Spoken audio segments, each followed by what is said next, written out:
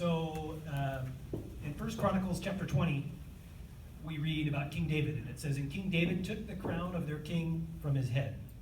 He found that it weighed a talent of gold, and in it was a precious stone, and it was placed on David's head. And he brought out the spoil of the city, a very great amount." A single talent, the weight of this crown, is estimated to weigh about 40 to 75 pounds. Think about that for a minute. A 40 to 75 pound crown resting on David's head. That's about 1 to 2 bags of concrete, speaking as a guy that's been doing this for a while. Regarding this passage, Warren Wiersbe said, "But all crowns are heavy, for it is not an easy thing to be a leader." As leaders in the Spokane faith community, Christian community, what are the heavy things that God is calling us to do? Earlier in 1 Chronicles in chapter 12, Jewish troops are gathering around David in Ziklag to support him there. And in verse 33, it says something about the tribe of Zebulun that I think you should hear. It says, "Of Zebulun, 50,000 seasoned troops, equipped for battle with all the weapons of war, to help David with singleness of purpose." This group came with one mind and one purpose, and that purpose was to make David king over all Israel. As believers, again in Spokane, we are called with one purpose, to make Jesus Christ the king. Courageous leadership begins in us when we pursue God, seeking him to show us what he wants us to do with our lives. And then courageous leadership means taking that next step of action and responding to what God calls us to do. The book of Nehemiah is 13 chapters of courageous leadership in action.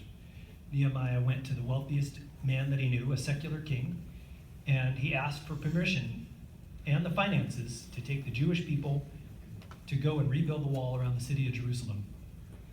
In Nehemiah chapter 4, Nehemiah is up against some serious opposition, like you suggested. And in verses 17 and 18 in that chapter it says, "Those who carried the burdens were loaded in such a way that each labored on the work with one hand and held his weapon with the other. And each of the builders had his sword strapped at his side while he built. In the one hand, they held their tool for work, and in the other hand, they held their weapon for defending their families. And they were of one mind and one single purpose."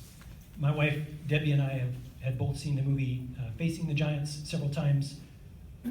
Also, Faith Like Potatoes. If you've never seen either of those movies, they're great. And in it, there's a scene in Facing the Giants where an older believer says to the coach in the movie, "There were 2 farmers who desperately needed rain, and both of them prayed for rain. But only one of them went out and prepared his fields to receive it.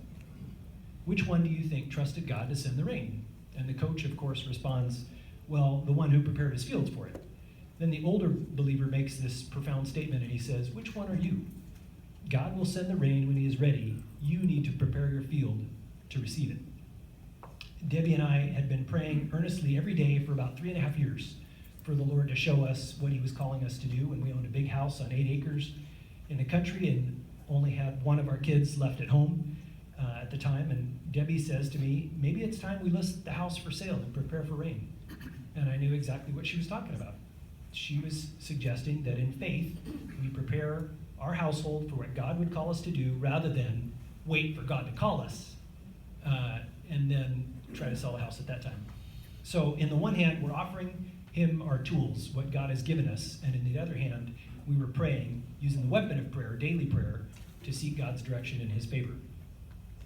And we were using that prayer to prepare for the battle for souls in Spokane. David Platt says that American culture minimizes the value of work and maximizes the value of retirement. Nowhere in Scripture does God call healthy people to stop working.